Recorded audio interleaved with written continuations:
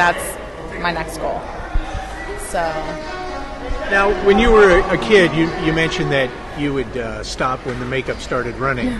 So I take it you weren't really into sports that much, or? I was. Yeah. I did. I played softball and basketball at Maricosta in Manhattan Beach, and but I was a pitcher, so they didn't have you do much because they don't want you to get hurt, and I wasn't going to try to do any more than I had to. No running. Yeah, no running. And then basketball. It was tough training, yeah. I mean, I would take my makeup off, but I know that when I got tired, I stopped. If I didn't want to run any more laps, I walked my laps.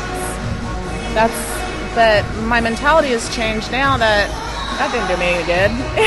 Like, that's not going to do me any good if I just stop.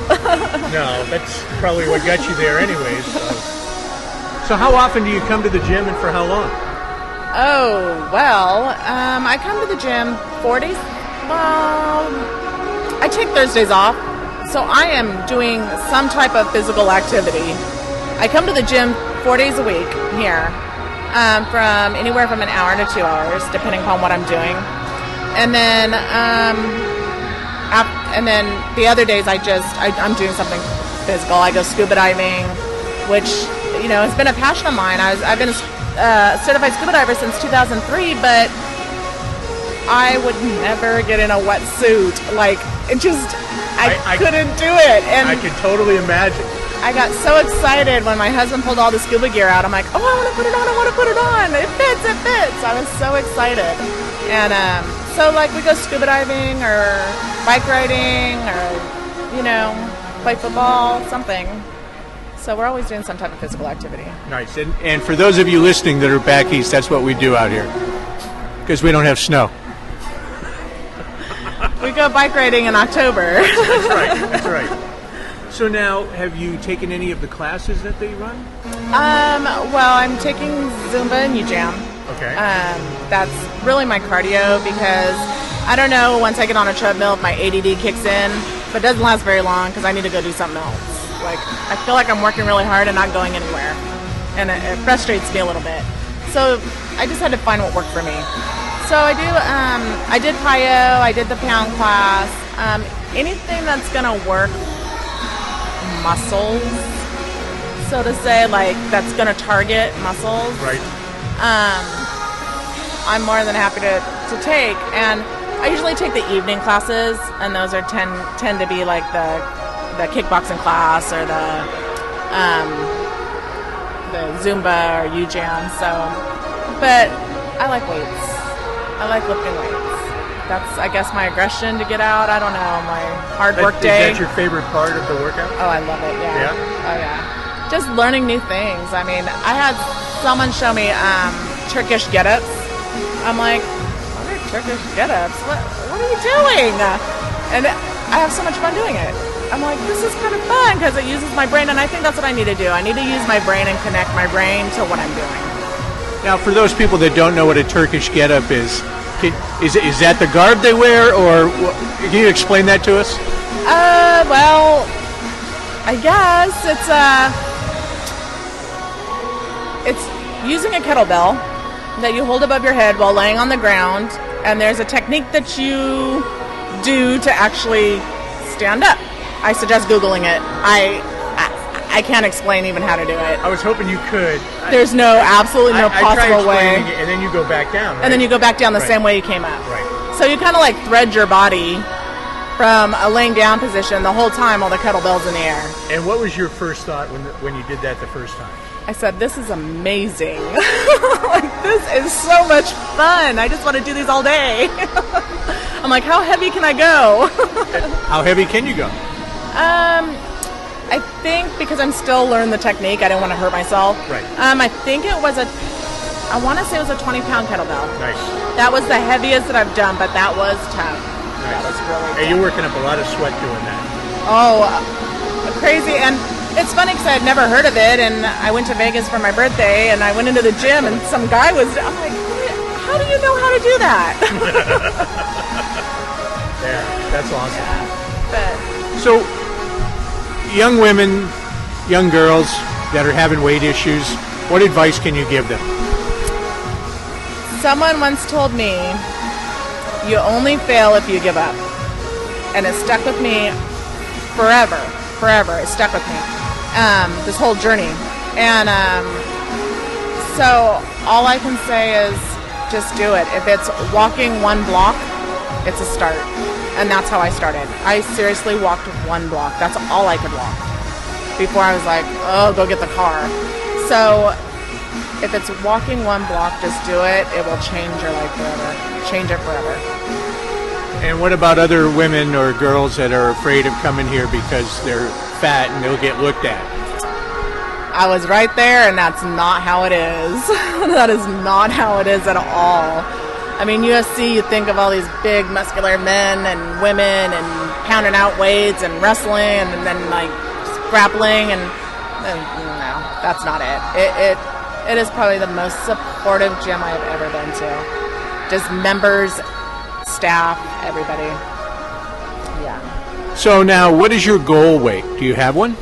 I do. It's, I don't know. I mean, I'm a woman, so it's never good enough. But I'm thinking maybe 12 more pounds max. Yeah, I unless I can tone it up. I really want to tone up. So if I can just tone everything, get everything tight, then I'll be happy. I mean, I'm happy now.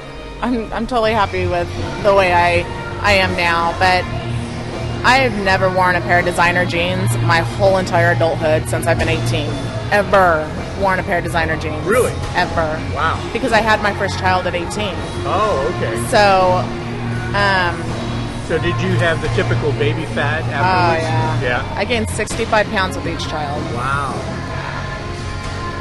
Yeah. And then you had depression on top of that, and it was just ugly. But I bought my first pair of designer jeans, and my waist, just from working out hard and dedicating myself to food, the right food choices and working out, I went from a 46-inch waist to a 31. Wow. Yeah. That's awesome. Could not believe my waist was 46 inches. So I have to ask, when you found that out, did you cry? I was with my Zumba instructor. She's like, you have to try these on, Diana. I was like, no way. I won't tell you how much I paid for those stupid jeans, which is probably why I never owned a pair. Yeah, well, yeah. But she's like, you have to try these. I'm like, these are so not going to fit me. She's like, no, just try them. And I put them on, and I was like, they fit. Like, how do these fit? And yeah, I think I stood there for like 5 minutes. I just stood there. I didn't even know what to say because I've never fit in anything. For New Year. It totally was, yeah. It really was. I did keep 2 pairs of my pants, my old pants. Everything else, gone. 'Cause I don't want to say, oh, well, I've gotten a little bigger, I can fit into these. You know, I don't want that. I want to say, these don't fit, I need to do something about it. Yeah. So, I kept 1 pair of my old pants, and I put my jeans next to my old pants, and there's a good, I don't know, 8 inches on each side. Wow. It was so crazy. I was like, that's not even cute. And those are the pants that didn't even fit me right. You know, like, that's what made me cry, really. And it didn't make me cry because I was happy that I had lost that many inches, or those inches. But I cried going, why did I do this to my body? Like, I was literally destroying my body. Yeah. And why did I do this? And I had to think back what made me get there. Now, a lot of people will look in the mirror, and even though they lose a ton of weight, they'll still look and go, yeah, you're still a fatso. Is that your case? I know I'm not where I want to be, but no, I don't. Because the more that's just another self-destruction tool. And if you, and again, that's where that mental health comes into place. If you convince yourself that you're still fat, you're always going to be fat, then you're going to give up. And that's when you fail. So, are you able to get your husband here, or do you just want this for yourself? No, I think my son just had knee surgery. He actually comes here, but he had knee surgery, so he's on hiatus for a while. I don't know if my husband will ever come to the gym. I mean, he does physical work at work, you know, and he does extreme sports. He scuba dives, plays paintball. You know, that's his exercise, and that's what he enjoys. Excellent. Yeah. And, you know, I enjoy doing that with him too. But, no, I think the gym is mine.